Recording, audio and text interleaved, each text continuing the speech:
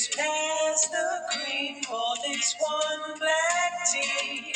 I'll be all from X or scar.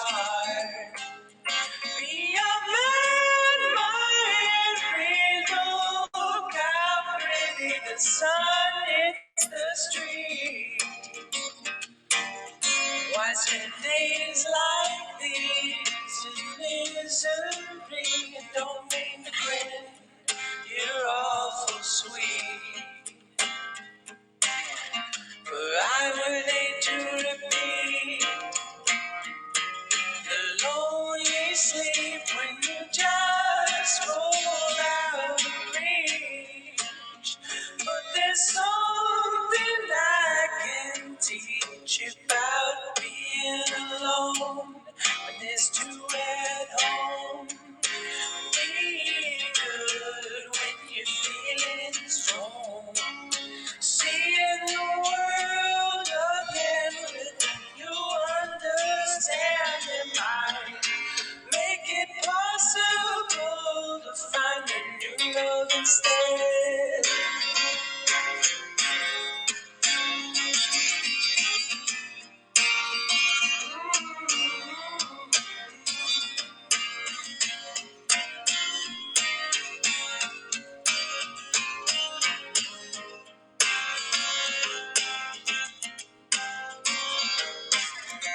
Shoe Henry, keep your seat from on that stool. With a warm embrace could not replace whatever lost that brought me to you. No, but will I still can remember when you touched my hair. And you told me, don't be scared. When we walked through the fair. And you know I don't like what they do there.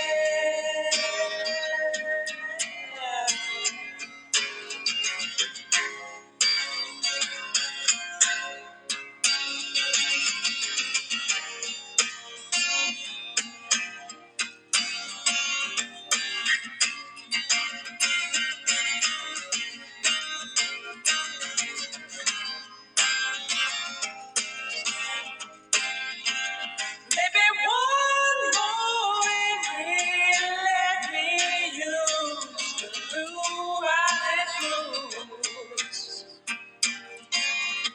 And when I'm back, I guess we can hack out what it is that brought me to you. For I had thought it would leave the lingering feeling that I thought could not redeem you. But there's something I can learn about being alone, and I need truly alone. Being good with no good to go home to, seeing the world again with a new understanding. I make it possible to find us new love instead.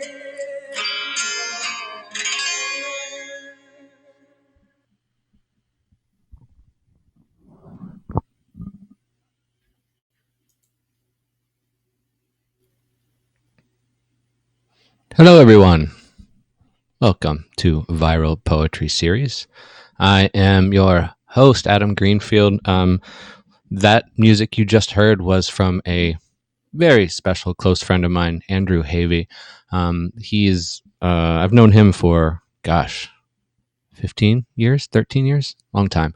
And he's an amazing musician. He's an extremely talented individual. So I'll be playing more of his music as we keep going with these readings.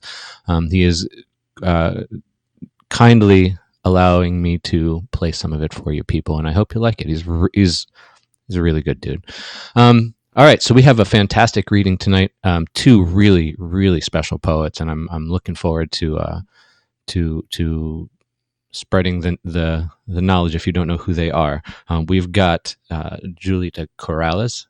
Could be Julie. We'll find out. I should have asked that beforehand. I think I see Julie sometimes. Sometimes I see Julita. I don't know. We'll find out.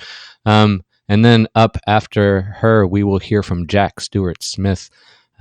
Is an amazing, just an amazing human being, and I can't wait to talk to him as well. So that's going to be a lot of fun. We do this every first Wednesday of the month. We've got another one coming up in December. I am booking the second guest right now. I have the first one mostly lined up, and it is Gil Sotu. So that's going to be cool. It might change. He's got a newborn. Things happen. He's got a family, so he might have to rearrange a schedule. But he has said yes, he will do December. So that's going to be a good show. Looking forward to that. At the end of this show, we're going to have a book recommendation, as we always do. I like to sort of talk about some of the books that I'm reading here and there. So I will bring up a book recommendation. We'll also hopefully have our guests share a book recommendation if they have one. So that'll be cool as well. You guys will be able to get away from this reading with a few books to read. So it's always good to fill your brain with words and knowledge. That's good stuff. Let's see. There are other readings around town. Make sure you check those out. Well, online, in town online, your town line, whatever. There are plenty of shows to read and listen. There's Palabra. There's Sunny Ray's got her Poets Underground. I think they're actually doing that maybe in person at that little park behind the place where they were doing it. So I guess you can go to that world and check that out. So just keep an eye out. There's all kinds of stuff, and Gil's got his readings as well. I think those are weekly, actually. I think, but those are really great readings as well. So they're a lot of fun too. So check it out. There's a lot of great stuff out there. Even though we are stuck at home, there's just a lot of good stuff out there to be a part of. So let's go ahead and dive in. I'm going to bring in Julita / Julie, which we are going to find out. And I got to get this down right. I got to make sure I call her by the name she wants me to call her by. So I'm looking forward to it. I actually, to be honest with you, I think I've heard her read at Palabra once or twice. But unfortunately, I don't think we've actually had a chance to really sit down and talk. So I'm really looking forward to that. So I'm going to go ahead and bring in her, and let's go ahead and do this. All right. There we go. We just need to unmute you there. Hello. I think you are muted. There we go. Hold on. We'll get this right. There. Can you hear me now? Is your mic muted? I think. I think I unmuted it. I can't hear you, unfortunately. Oh no! Did I fix it? There we go. You can hear me? I can't hear you, unfortunately, but I think that's just a product of Lightstream. I think that's happened. So I'm just going to keep going. So here's what we're going to do. Can you hear me now? Oh, wait. Now I hear you. Yes. Yep. I had to change my Gotcha. mic. I had the wrong mic. Okay. Technology. Gotcha. Okay. Cool. I'm glad we got it figured out then. Great. Good to know. Just to be sure, do you go by Julita? Does that matter? It doesn't matter. So Julita is just like a nickname, a family nickname. My mom was Julia, I was Julie, and people would call the house, or you can't say, and she would go by Julie, right? So Julita is like little Julie. So I go by both. I go by both, and so either is fine. Well, I kind of like both, if that's okay. So I'm if it's all right, I like Julita. I think that's a beautiful name. So if that's all right.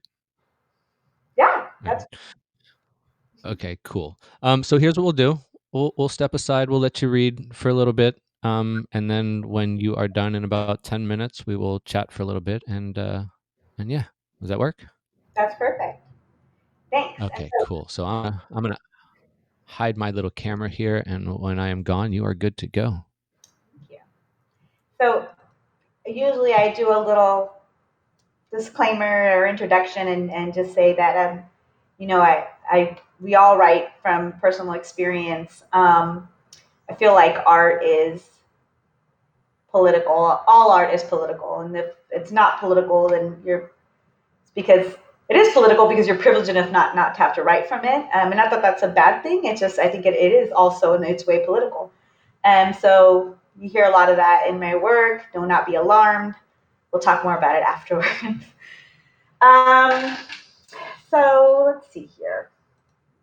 I'll start with this one. You know how they say you should write what you know? Write what you know, they say. Well, I know ghetto. Rambling liquor store philosophy, cloudy eyed oracle Moses the bum. Tall can, paper bag, odyssey, la chola calypso, la virgen Athena, y la placa el Poseidon, just trying to get home before sirens. I take 1,000-year shortcut through the parque. I know stolen histories, traditions told backward in Nawa tongue, slave songs, whispers of corn worshiping sisters, my heroines in code. And I know code switching, donning accents like a zoot suit. It's not a costume, it's a lifestyle. Assimilation as an invisibility cloak. I drape it heavy over my head. It weighs, restrains the swinging of my arms when I venture past concrete walls, through key fob doors, down sterile hallways, conference rooms with drop down LCDs. I know I am not welcomed here. I should not be seen here. I spy here, risk my life here, and bring back what I learned. See, I don't see myself in their expensive mirrors over granite sinks, only when I get back home in barred windows, a pawn shop reflection. I know where I live and I know why I stay. I know there is more to this dream. It's a dream, did you know? And maybe that's why I'm richer than most. I know duality. It is holy and old, and I know where it's buried underneath a lemon tree on the corner of University and 44th. A little bit about me. My struggle shows up throughout my poetry, and I feel like I am my mother's daughter, and I'm a continuation of her struggle. So she comes out in so much of my poetry, and I try to like I keep thinking that I'm gonna eventually get out of that, and I don't. She just comes up all the time, even when I'm writing about something that has nothing to do with her. So I'm gonna read one that's all about her. I love this poem. I hope you like it too. This poem is called To the Girl Sitting on the Ground Outside the Office Bathroom Her Mother Was Cleaning on the Night I Was Working Late. I see you, Morrita. I remember.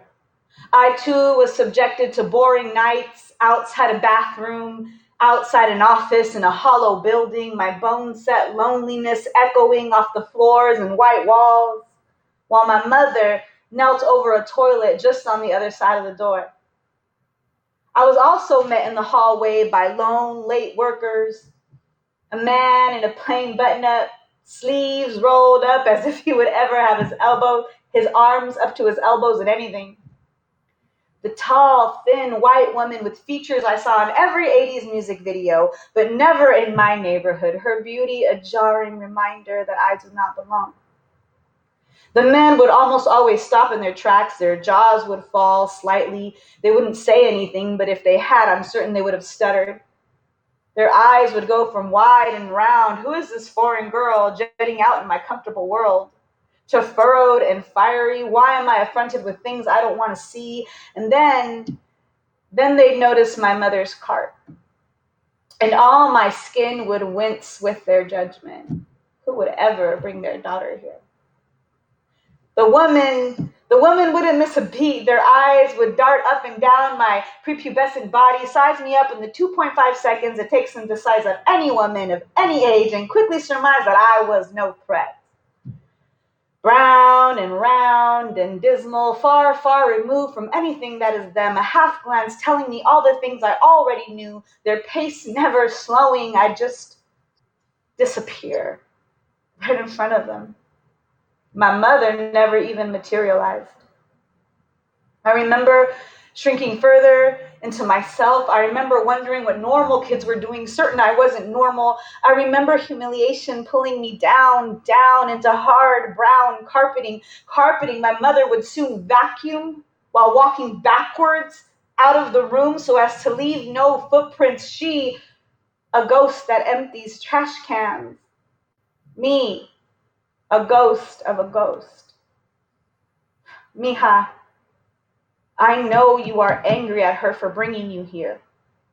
I know you wish to shed her like old skin, leave her and her cleaning cart in the hard carpet in another life, and walk into a new one, a life where you roll up your sleeves for no reason, a life where you do more than haunt hallways in places you don't belong. You will. You will, and your whole life, when you see cleaning staff in the hall, you'll offer them the warmest smile you can muster. Your eyes will glimmer, sí, se puede, and they'll look right at you and their eyes will beam back, gracias. You'll take your lunch out back where they gather. You'll find every opportunity to tell them, mi mamá también limpiaba oficinas, and bask in their pride. They will see their daughters in you as I see my mother in them, as I see me in you. That night, as my childhood poured into the office foyer, I pulled myself to the present. I turned my whole body to face you. Reaching clumsily for something to give you, I managed to say, I remember coming to work with my mom at night, just like this. All the shame dropped from your brow and we smiled at each other. I see you, mija. You are no ghost. I didn't cry. Sometimes that one makes me cry. Do I have time for one more? One or two? Yes. Yes? Awesome. Okay. Let's see. I think I'll leave it on a high note. This is a fun poem. I like to say it fast. It's kind of exciting. I hope you enjoy it. I've been through more than most. You'd never believe half the shit she's seen. A mother at 15, a rehab fiend trying to make $1 out some EBT and a pack of Marlboro Lights. A bad bitch. Single mama ex-chola used to bang, but now she living for the babies. Out here trying just to make it. Things so strained, don't know if she can take it. Little man's hungry and his daddy ain't home. Now you know why mama said you're better off alone. No weak man around, so now you feeling strong. Mejor sola que mal acompañada, que llorando y engañada, otra vez embarazada. But he's tired and he wants to come home. He put down the pistol to pick up the phone, wants to sleep it off, eat up all the food and bone. What you gonna do, girl? Listen to your heart, listen to your mom. Little Nana down the street says she'll stay with the kids. Mama needs a life too, and baby Bo, she about to live. Soup up your girls, few drinks help put a band-aid on the world. Real healing's hard to come by. You take what you can get, a little dance, a little bump, Coke and Hennessy. The music makes you believe. Tupac said everything will be all right. Keep your head up, but tonight you'll tilt it back and laugh. Let homeboy rub your ass while grinding on his hips to this hip-hop shit. You just got this one life to live, girl. You gotta get this. But see, these days are hella brighter. Meetings on meetings on meetings, taking that call, career going higher and higher, taking everybody with me. I got hella miles. I'm a freaking flyer. Let's take that trip somewhere the pain won't follow. Get some sun, take a dip, not in mood, but in the water, because the world's still hurting, and you do what you can. But you'd be a fool not to dance in the light. You're so blessed to have a brown girl with phantom sprayed bangs. Wear the hoops into the conference room. Stop right outside the door. Grab the handle. But before you turn it, inhale deeply. Remember your breath work. Call on all your magic and picture your ancestors behind you and your descendants in front. Now walk into that room, mama, and show them what you about. So, thank you guys so much. Is that my 10 minutes? Am I good? Or should I drop another? That was That I mean, it's up to you. Do you want to drop another? I mean, I'm open to hearing more. If you have more, I know you wanted to end on a more positive note, but I'll leave Happy it up to life? you. No, well, yeah, I think we're good. I think we're good. Yeah, we can stop Yeah. there. Okay. All right. Cool. Cool. Um. So I've got a couple questions actually. The first one, and you work with Ted doing the Palabra readings and all that. When when you're there, do you have any local poetic inspirations? Are there people that really are there specific people that really like stand out to you as someone that really makes you want to leave the reading almost and just write? Oh, have you guys? Well, she's not necessarily local, but have you guys heard "Forced to Fly"? I believe she's out of the Bay Area. Oh my God, this woman! She she's just so tapped in into the struggle, into her own healing, into her growth. I mean, she's connected to her ancestors. Her poetry is like half hip hop, half spiritual, just entirely powerful. I mean, like, yeah, every time she reads, I'm like, give me the book. You just like you take things from there and you go. She's pretty incredible. Yeah, Cool. And you said she's up in the Bay Area, the San Francisco Bay Area. believe she's Bay. Yeah, yeah. Force Okay. Live with a two, like the number two For, on Insta. Force to Fly. Yeah. Yeah, we featured her recently. She was on. Yeah, I was just about to ask. She was on Palabra recently, wasn't she? Hmm. Hmm. Yeah, All she right. Corazales. So She's amazing. yeah. Oh yeah, I have heard her before. She's really good too. All right. So here's my question for you then. And I this I know this kind of comes from a little bit of a place of privilege, so you'll have to excuse me. But if I don't ask, I don't learn, and I think that's actually worse. So I have to learn and from this stuff. As you said, your poetry is very personal, and it just shows your struggle and everything, and your even your historical struggle with your family as well. But is there ever a time where you just don't want to be in that mindset or in that world? Is there ever a time where you just feel like, you know what, tonight I'm going to write something that's not about my struggle and just about something that isn't about that? You know, I have an occasional love poem. I should have read it today. I wrote this poem called El Pintor, and but you know what? It's like it's great that you asked that because I think it's like you can't remove it. It's like because even when I'm writing this poem about this hot painter, right, and it's like laced with, you know, it talks it metaphors about painting and poetry and coming together in this artistic like love thing, right? And I really like the poem and it's really happy and cute, but in it, I mean, I'm still talking about the fact that we're both artists that paint and write from the perspective of our struggle and our ancestors and how that art binds us, right, and connects us. And there are times where I start to write a happy poem, and it can end up happy, it could be happy all the way through, but it's always laced with the pain, and I think that speaks to the struggle. Like you can't divorce yourself from it, and when you try to, um, it's almost it's a lightweight betrayal, right, to yourself. And I've often wondered what it's like to not be a woman of color and walk in a different space, but can't help it.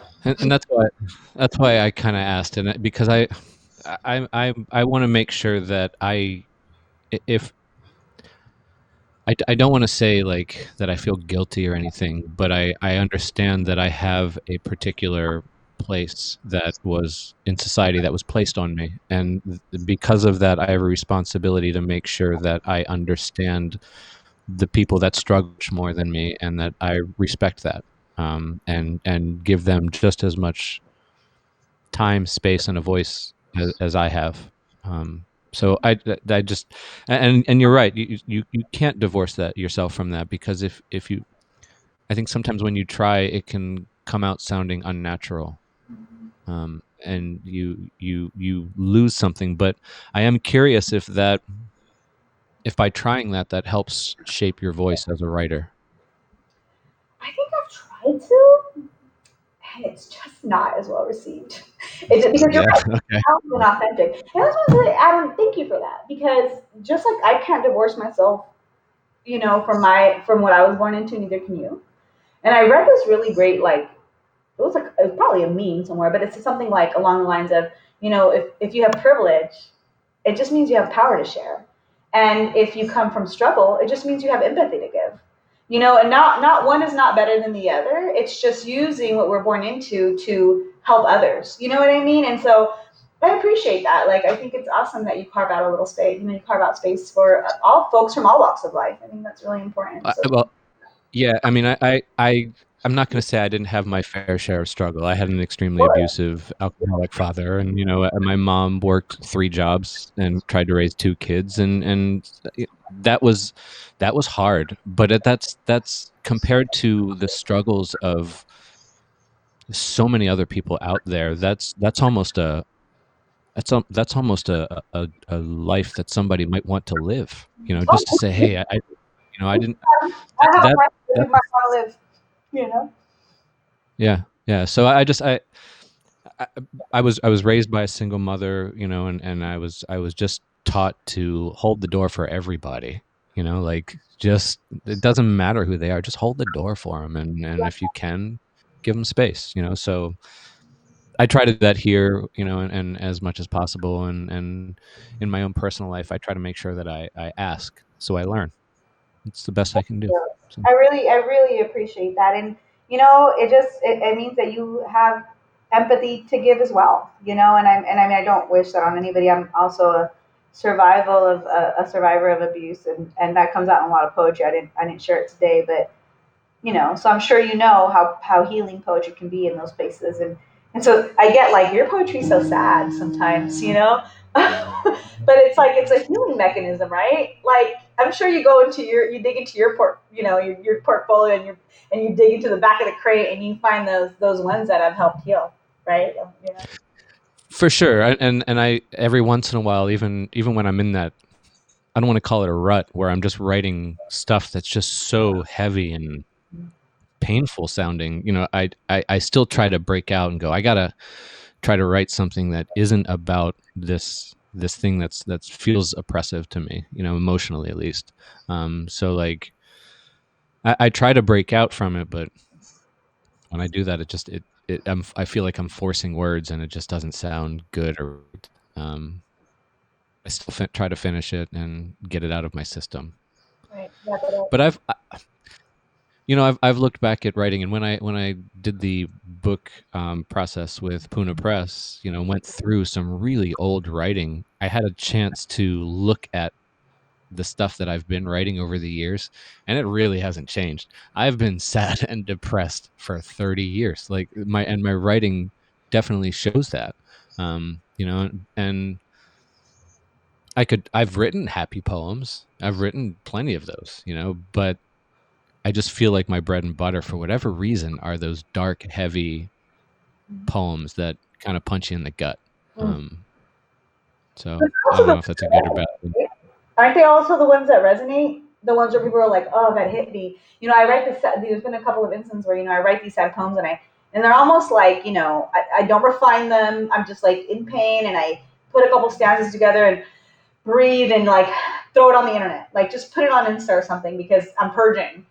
And those are the ones that get shared, the ones that get liked, the ones that get like, and I'm like, oh, I want to, and, looking at it the next day, I'm like, okay, I need to fix that, or, and, but, it's something about that rawness that like, and that pain that resonates with people. It's like, I don't know, it's something about the ability to purge through words that other people can tap into that then helps them purge when they read it. And I love a sad poem. Yeah, I think part of it might also be that, and I love sad poetry too, but I think part of it is that, with social media, we got to show the good parts. So when somebody shares something that's hard and difficult, and they can relate to it, they go, oh, somebody actually feels the same way I do. And they actually said it out loud, or shared it. So I think that plays a part in the reactions that people may have to that writing that we do, that is sad and painful. But Ah, poetry. Yeah. Julita, do you have a book that you have been reading lately or have read recently that you want to share with others or talk about? Um, I've been reading a lot of like self-help books. So I don't think that's like the best thing. It just I think COVID's been really kind of dragging me down a little bit, and so I've been trying to like do some healing in the quiet space. But um, poetry books on rotation that you kind of pull and like read a few from. I have on my bedstand. I have Matthew Cuban Hernandez. He's a Hmm. he's a Los Angeles poet, I believe. 3032. His book is on my nightstand. Um, Brown Any Man. non poetry stuff? Oh, not poetry. I'm Yeah, I reading. mean just any books really. Yeah. Sure. So I'm reading. I'm, don't judge me. I'm reading this book called From Ashes to Beauty by Joyce Myers. She's a Christian writer, but it's about the healing process and really using spirituality to heal those really deep wounds and to like we have our sometimes when we come from like you were vulnerable enough to share with me right now, like when we come from like a traumatic and abusive childhood, like those things like stay with us, right? And so it's like almost like our roots are in here, and are in that, and it's really about like uprooting that and like rooting it in a place of love and spirituality, and it's really like changing the tapes, right? And so like I'm in this process of changing my tapes, and it's been like immensely helpful. It's been immensely helpful. Like it's really helped, like woken me up to like my inner dialogue, which is like Yeah. shitty. Like I beat myself up sometimes, like I freaking drop a glass of water and like in my head I'm like, you stupid fuck, why'd you do that? Like who talks to like I would never say that to my friend or somebody. Right, right. Talk to myself like that. And it like Yeah. and then like halfway through the day I wonder why I'm feeling like shit. Well, because I've just been beating myself up, right? So it's like teaching me to like catch that and be like, oops, that was an accident. I am a beautiful human who is allowed to make mistakes, and kind of like changing my tapes. And it's been incredible. So I don't know, as I'm working through this, hopefully I can write happier poems. So so that's been on my bedside. Another one that I've been reading, I'm telling you, I'm reading a lot of self help books, and so it's kind of taken me away from creativity, but I don't regret it. I'm reading this book called Your Body Keeps the Score, and it's like on this quest to like really get healthy. Like I'm trying to like up my health factor and it's like there's some blockages there for me, right? Like some people can launch into these health routines and start eating vegan and have all the self discipline, and I'm like, why do I struggle with that? And so it's this book called The Body Keeps the Score, and it talks about how like kind of like the same thing, like how we store these mental messages, we kind of store them in our body too. We start getting these like ideas of like, you know, my body wasn't treated good, so then my body isn't worth anything, and so then we divest in it. And so kind of like breaking some of those patterns, and it really talks about like how we have like muscle memory, but like we store it in our body. So sometimes like you know when you have like your back hurts or your knee hurts, and how sometimes we can like make that into like messages, like tapes for ourselves. So that's been really helpful, and like trying to like heal. So I'm doing like mind body healing. Well, I mean, now the perfect time to do that stuff, and it's probably even a more important time to do that kind of work. I've told this story before, and this is something that kind of it didn't help right away, but it's something that has stuck with me ever since. I was years ago. I was at this a friend of mine's house back in Maryland, and they were having a little party and a little gathering, and there were people in the kitchen, and I heard somebody knock over a glass and it broke. And somebody said, "Shit, I made a mess." And then I heard another voice, and this has always stuck with me. She goes, "It's not a mess. It's an opportunity to clean." And I, Wow. I just was like, my mind was just like, like I was like, oh my god, you can look at it that way. You're allowed to look at something like that. Like it, Wow. And I haven't really over the years I haven't necessarily practiced that, but I've tried to remember that. Like when I'm doing that same thing, when I'm yelling at myself for doing something that it just happens, like I have to go, okay, just stop a second. This is just an opportunity to correct something. That's all it is. So that kind of, what is that, cognitive behavioral therapy type stuff, like that CBT stuff is really important. When you start spotting it everywhere, and it's funny, even like I spot it with my kids. Like, I was like, "Hey, baby, did you, remember to do that? Oh, I'm so stupid, I didn't do that." And it's like before I'd be like, "Oh, it's fine," but now I go, "No, you're not. You are not stupid. You just forgot. It's okay." Right. Like, and so like you start It spotting happens. other people, and then like collectively the vibe like just gets higher. So. I think some people need to hear that too. They're like, "Oh, maybe I'm not stupid. Maybe I just fucked up." Like, Yeah. and life goes on. So, yeah. Well, Julita, I really appreciate you making the time tonight. I'm glad we talked, and I look forward to future conversations with you. Yeah, me too. Thanks for having me on. This was different. I thought even this being able to share like what I'm learning and going through was awesome. I was like ready to like let's talk literary, but to be able to just share like a spiritual level type growth was really awesome. So thanks for the space. No problem. Yeah, I want to talk about books and stories and writing, but this is fun too. So I go where the conversation goes. So yeah, but cool. Well, thank you. I appreciate it. Thank you. Talk soon. All right. So that is how this sort of works. Well, that is how it works, not sort of works. I'm a bigger fan of Julita now. Like that was a very enjoyable chat. So let's move along. Let's bring in our second poet. This is Jack Stuart Smith. I met Jack at Verbatim Poetry Series when I was running that, and he came up and read, and I was just enamored with some of the things that he was reading and talking about, and he's a really good person. I'm glad he's here to join us. So I'm going to go ahead and in Jack here. Give me 1 second. All right, Jack, how you doing? I see your mic is muted. How about now? Or some people can hear you. Probably some people can hear you and they can't hear Can me, you hear me? or I can't hear you. So hopefully in the chat somebody will say they can hear you. But let's see here. How about now? All right. Looks like you are unmuted. So yeah, Testing. hopefully One. we'll be able to hear you. Gotcha. There we go. Perfect. Okay. All right. Technology. Good stuff.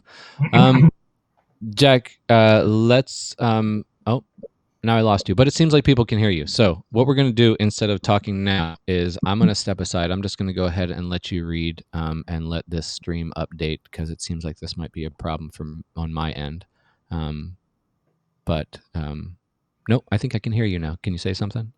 Hello. Hello. Perfect. All right. Hello. Gotcha. Half of my work, actually all of my work, is in I use a lot of technology like microphones and software and computers, and I don't know why I struggle with this one. I feel like I should be better at it, but I don't know. I think it might be my internet connection, so that's probably Right? yeah, I guess so. Well, Jack, I'm really glad you're here. I've known you for almost 2 years now, a couple years now, and I'm it's been an honor to be able to not only hear and read what you post online, but just it's like a palate cleanser for me sometimes. I just need to clear out some of the, Julita and I were just talking about how when we write, some of the stuff we're writing is so dark and heavy, and sometimes getting that palate cleanser of someone who's just so bright and positive in writing, and it's nice to hear. So thank you for that. Well, thank you very much. And I do want to say that I appreciated Julie's poetry. It was really wonderful. It was nice to hear. Yeah, that was pretty amazing stuff. She's really good, and her delivery is fantastic too. So that was pretty cool.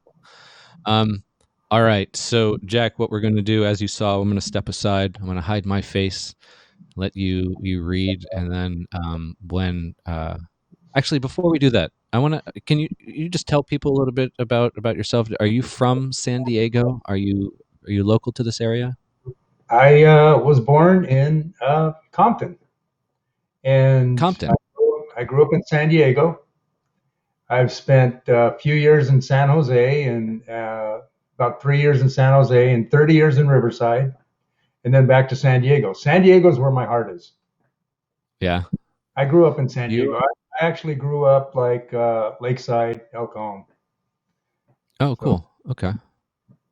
Did you know Chris Ernest Nelson back then? no, I met him at Verbatim also. Okay, cool. Because you guys, it sounds like you kind of have a similar path to San Diego. So I just thought I'd ask. All right, cool. I'm gonna step aside, let you go ahead and read, and then when you are done, we will chat some more. Okay, thank you. So I'm going to start out with, I have a series of short poems to share. So I'm going to start out with one titled, Can You See the Horizon? Can you see the horizon? Close your eyes. Can you see it? The sun is rising. Light is coming. Rays of hope brightly, shining through the trees, seeking out every darkened corner. New beginnings, another day. It's an exciting time this morning when nighttime starts to crumble.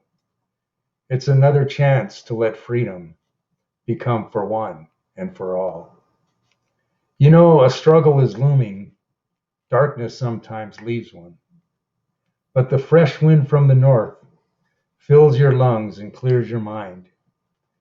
An aria of rustling leaves provides a gentle background.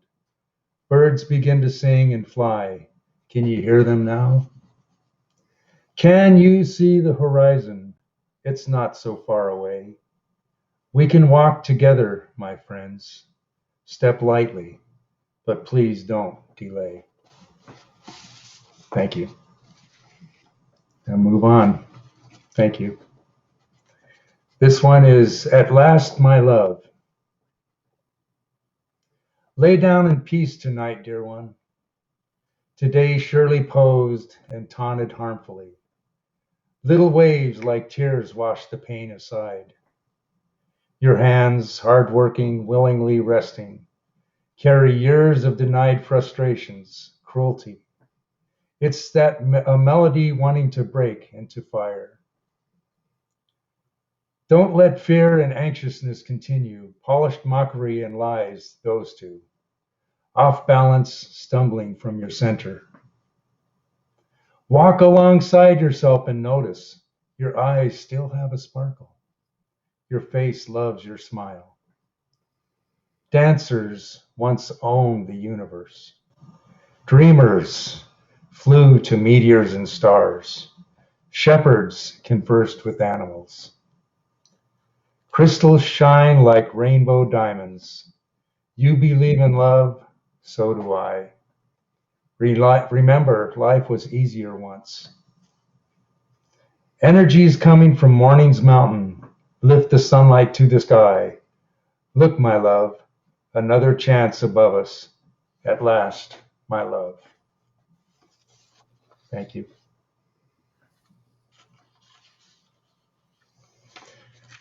Another short one. And in this atmosphere of election and chaos, I think it's good for a little mind rest.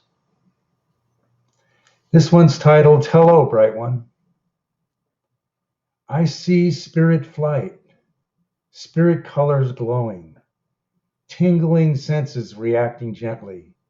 Speak, speak to my heart, please.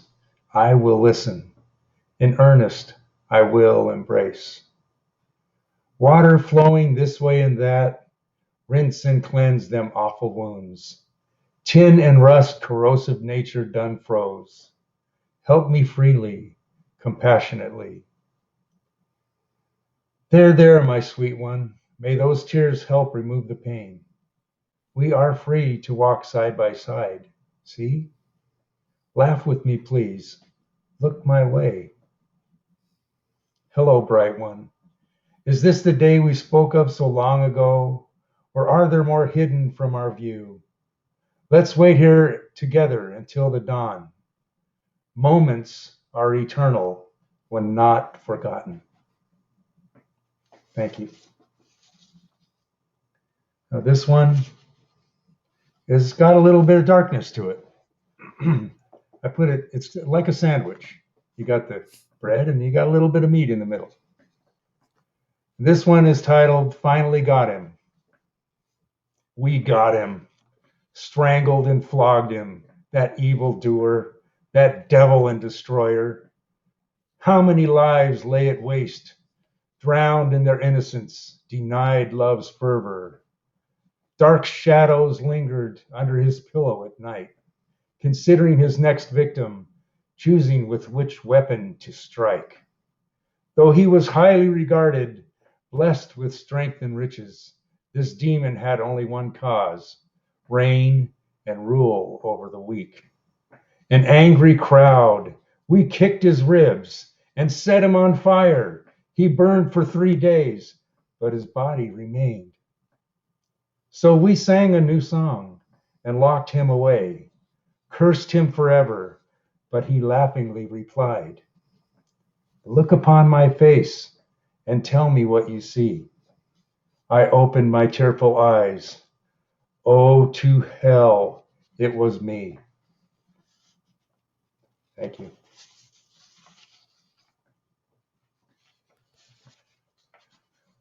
Okay, a little brightness again. Glistening reflections. Dive in, refreshing. Deeper, hold your breath. Look around you. Glistening reflections. Colors vibrant and alive, now come up for air. Dazzling brilliance far below the surface. Lock this picture in your mind. Visions and dreams, no limits can prevent them. Life has so much wonder. Glistening reflections. Thank you. We're just knocking out the short poetry tonight. This one is titled Election Day, the Young Boy and the Stick. Down there where the main stream bends, I found this magical stick, laying on the shore, that twisty, smooth, magical stick. It gives me superpowers. I sleep with it near my bed. It keeps me safe at night. All those hibbly-jibbly goblins stay away. Today I went to the old bridge because I decided to throw the stick in and watch as it flowed on downstream. I've thrown other things in there before. I threw the stick in, but I got nervous. So I decided to chase alongside in the river and see where the stick might go. And sure enough, it got stuck on a rock.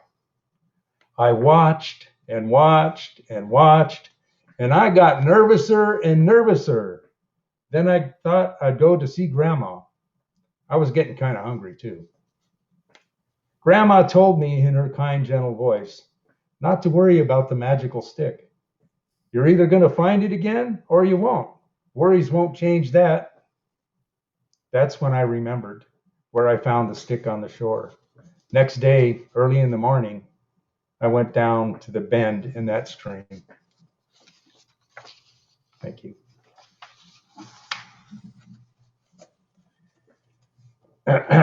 And last short poem I have planned here. At what point do we give up? At what point do we give up? Throw in the towel, say enough's enough. I've been to the edge, that deep, dark abyss, toes hanging 10. At what point do we give in? No matter your belief system, even with friends and family, you may find it seems too much. There's good news, though. The universe brings hope. Every night the earth goes dark, then brings a new day to light. If at your darkest moments there seems no reason for your existence, I've got an answer for that too. Take what you think is that worthless life and find a cause or a group or a purpose. In these troubled times, there are many. Never give in. Never give up. You will smile again. At what point do we give up? I love you, and so do many others. You may not be aware of this. There are caring, loving people around you. We all walk a difficult path. At no point do we give up. Thank you.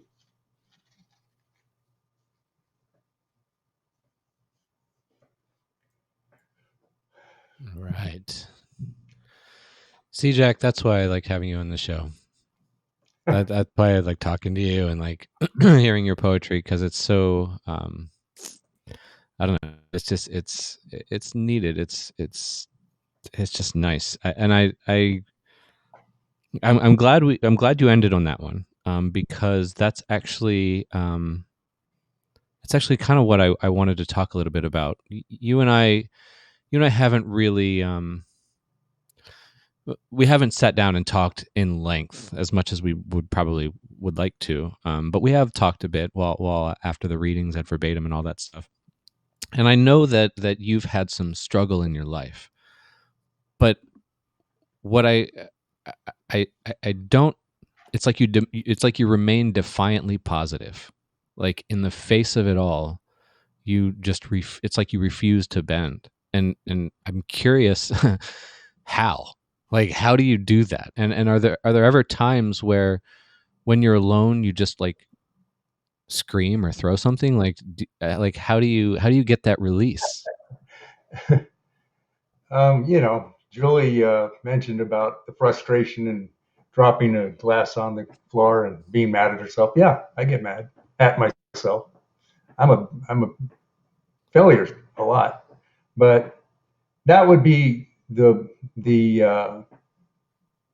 negative part for me to live in, right? So I have to say, 2014, I was told I had terminal cancer and I had a year and a half to live. And when I walked out of the doctor's office, the trees were really vibrant. Life around me was very vibrant. I had to leave I got separated from a 30-year marriage, left a 20-year-old daughter with cerebral palsy, had to come to San Diego and get chemotherapy. A lot of things went on. But I had a terrible childhood from the beginning. So we were homeless. I had a mother and 4 sisters. We were living out in the woods. Sounds crazy that you happened in San Diego, but I loved it. I didn't even think we were homeless. I loved nature. So I would disappear every day. Nobody could find me. And then I'd come home at night, back to the tent. And I'd sleep outside because there was no room in the tent. The story goes on. But my heart aches to help people.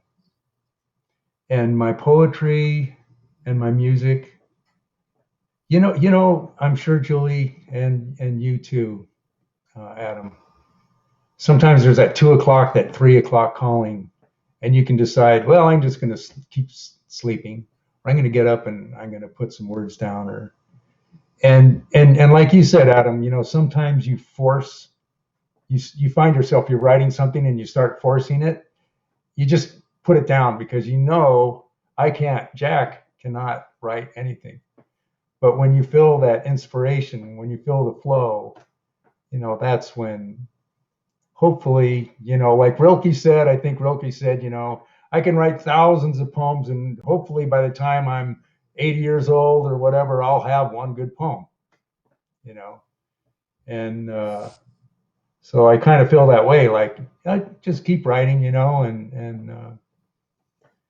hopefully, get a couple that help somebody, basically, It's got to be from my heart. Otherwise, you know.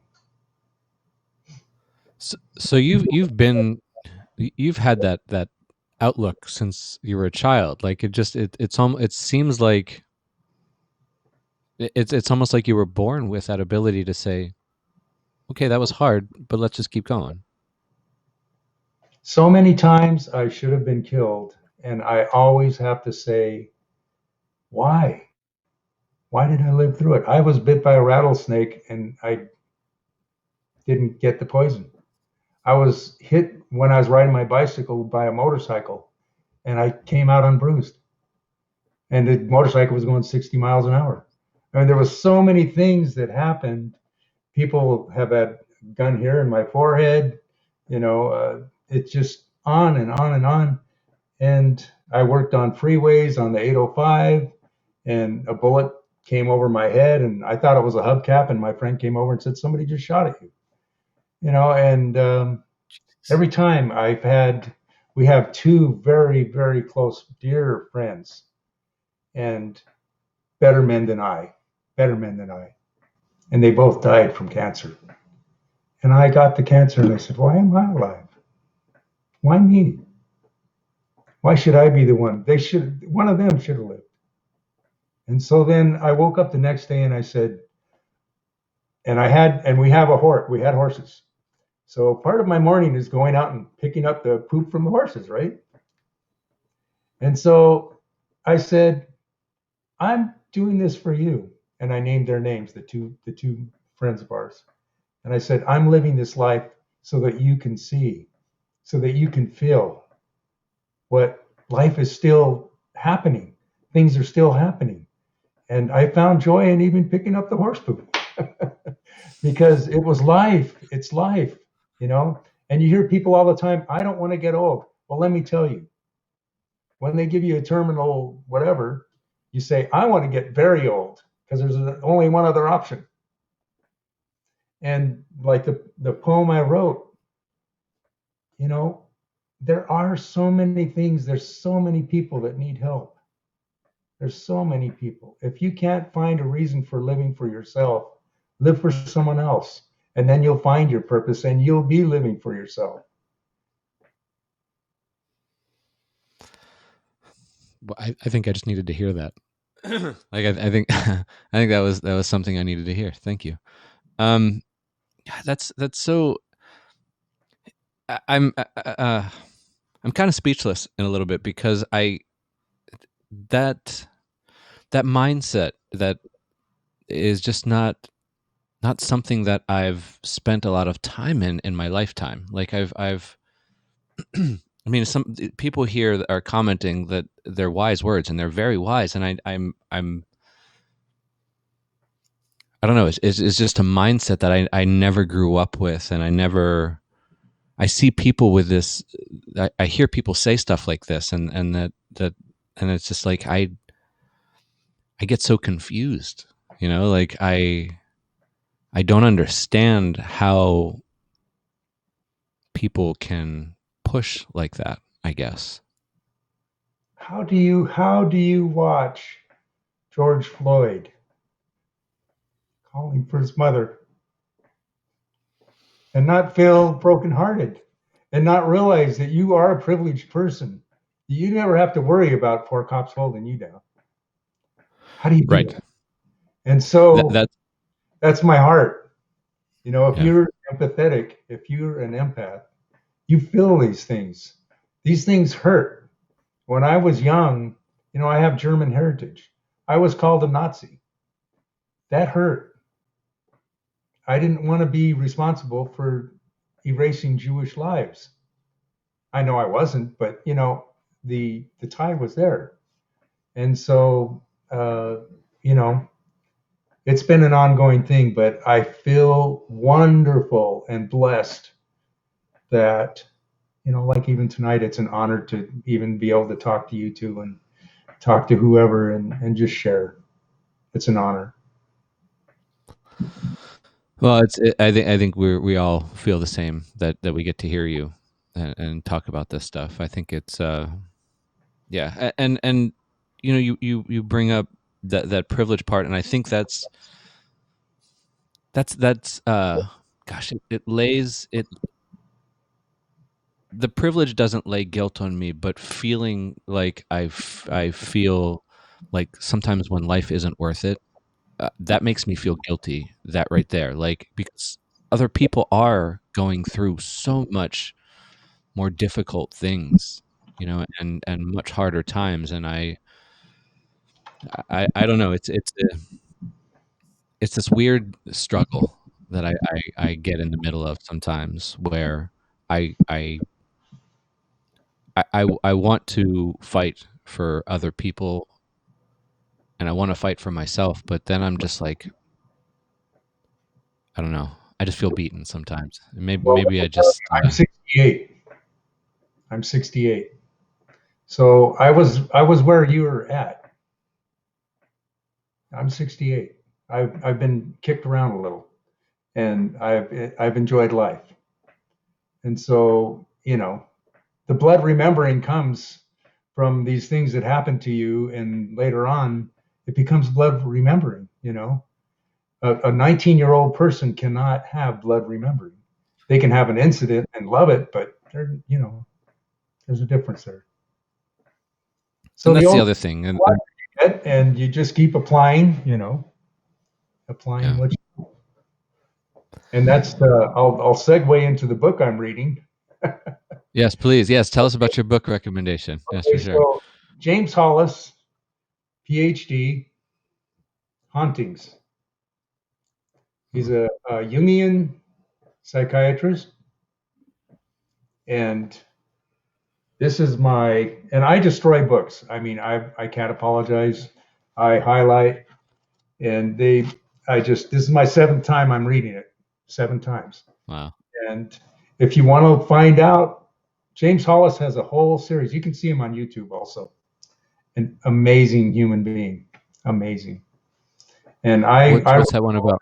I emailed him and thanked him for changing my life, and he emailed me back. Wow. It's pretty cool. But yeah, I mean, if you talk about your childhood, all the things that happened during our lives, and he's a Jungian psychiatrist. So, but he's a genius in writing. You will laugh, you'll cry. It's a very heart reaching book. Yeah.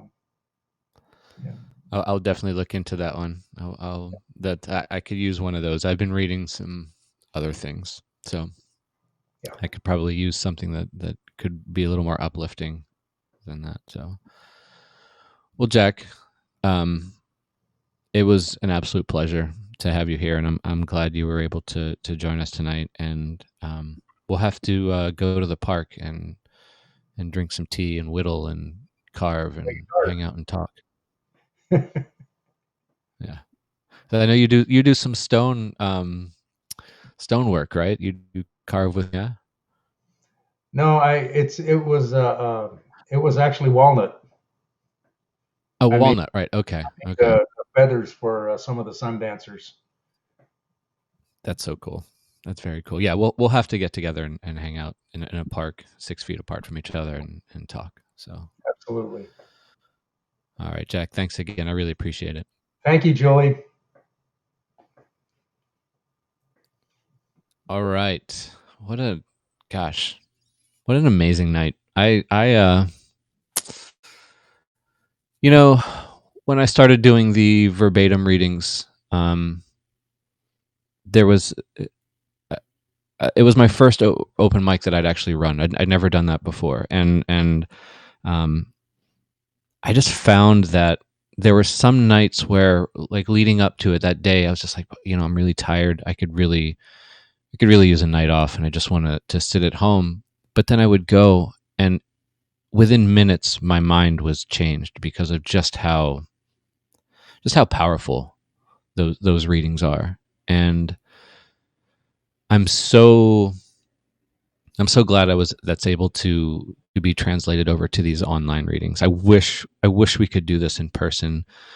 as I was saying to Jack earlier before we went live, I could really use a hug. It's been 7 months since anyone besides the people behind the register handing me money have touched me. So I'm missing that physical. I see you, Julie. I see you. Yes, I see you. I'm missing that interaction. So I'm glad we at least get some of it sort of here, because I think it's really needed and important. So thank you to everyone watching. I'm going to give you my book recommendation now. This one I picked up a little while ago, and I'm slowly moving through it, not because it's not good, but just because it's so heavy and powerful and interesting. So this one is called The Heartbeat of Wounded Knee, and it's by David Truer. And basically, it's, if you don't know about Wounded Knee, and I might be kind of butchering the story, but there was supposed to be a sort of a conference or meeting with the U.S. cavalry and the Sioux Indian tribe, I believe, and there are conflicting stories, but somebody fired on the other people, and it just turned into a massacre, and over 150 Native Americans were killed, and that sort of changed the projection of Native Americans, and the laws were changed, and things really pivoted then. But what's been the myth that this guy is trying to dispel is that when it happened, Native American culture crumbled. But instead, what's happening is he's showing that with every massacre, every fight that they were every tribe that was killed, they persevered every single time. And well, not every single time, but they persevered a lot more, and they're still here. There are still tribes that are still here that never, that the U.S. government at the time couldn't bring down. And it's such a fascinating book to read about this history. So please get this book. It was a New York Times bestseller. The Heartbeat. Oh, I'm moving out of screen. The Heartbeat of Wounded Knee, Native America from 1890 to the Present by David Truer. It's a brilliant book. It's packed with history, a lot of shit I didn't know about. And I studied Native American history and literature in college, and this is an amazing book. So to check it out, check out all the other books that you heard about tonight, the ones that Julita mentioned and the one Jack mentioned. Just keep reading. Support your local bookstores. Don't go to Amazon for books unless you really can't find it, but I have a feeling most bookstores will be able to order it. For here in San Diego, there's fantastic bookstores. My favorite here in the South Park area is a Book Catapult, but Verbatim's good, Blue Stocking's good. There's plenty of bookstores out there. I think it's La Playa Books. There's also Run for Cover. Run for Cover is a good one. Unfortunately, the brick and mortar store closed, but she is still taking online orders, and she needs to support. She's just an amazing woman that runs that place. So yeah, order books online. Keep reading. Keep doing all that stuff. Thank you for joining us tonight.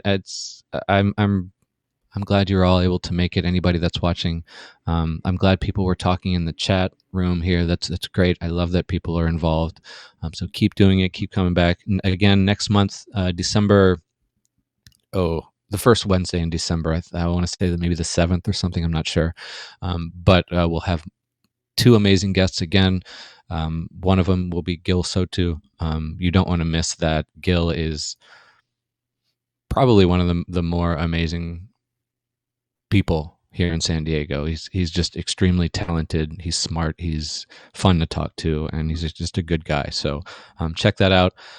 Follow us on Facebook. Follow us on Instagram. We've got groups there. I don't post a lot on those things. I really just post about the events that are happening, and that's it. So give that a follow. Here's another thing. I wanted to mention this. I'm glad I actually remembered it. If you make music and you would like to have me play that as sort of opening and closing music, I would love to do that. I would love to share any music that you make or anything. So if you're willing to share it for free, please let me know. I'd be glad to play it. Jack, I know you play music, so maybe when you get that studio up and built, we can get some of your music playing here. But so if you have music, if you're a music maker or you know somebody that makes music and they want to get their music out to people, I'd love to be able to play it on here for you or them and them. So that said, again, thank you very much. We're going to go out with more music from my brother from another mother, Andrew Havey. This guy is one of my favorite people on the planet, and I'm so glad he and I are friends. So thank you, everybody. Have a fantastic evening. And Julita, thank you very much. You were amazing, as always. Jack, of course, you too. And I'm glad you were both here. Have a good night, everybody.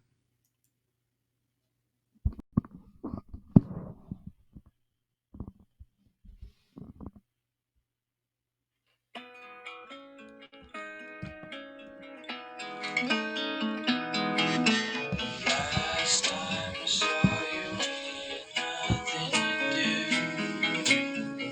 Sit on that porch up there and think of your tune. We get low, doors and lonely shop.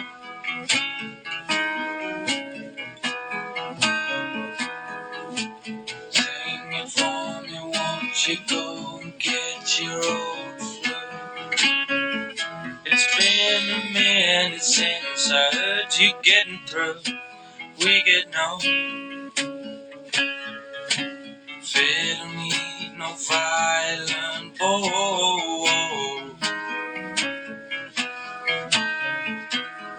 With your best hangover, you still probably fall. When I leave, I bet you see my fingers crossed. When I leave, it's you, not me, to wind the blood.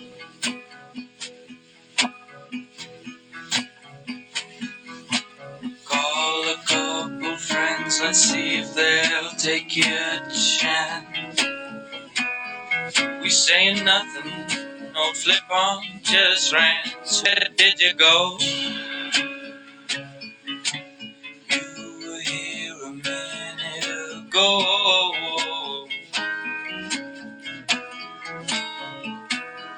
Though the sky seems bolder, does love be winning? When I leave, I bet you see my fingers crossed. When I leave, it's you, not me, to end the blood.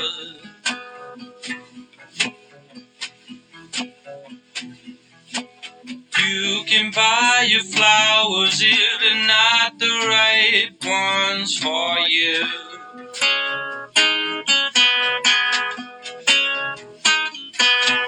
You can buy him sour if you call a vice run to still.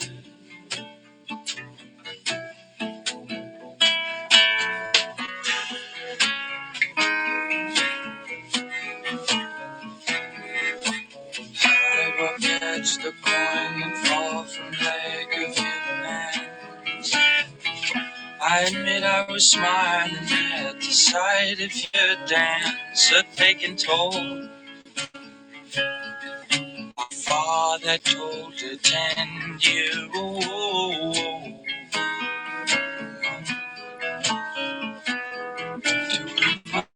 once more there could be nothing so free. I'm gonna leave you trouble till you let it be soft. Now I see what you and me is truly called.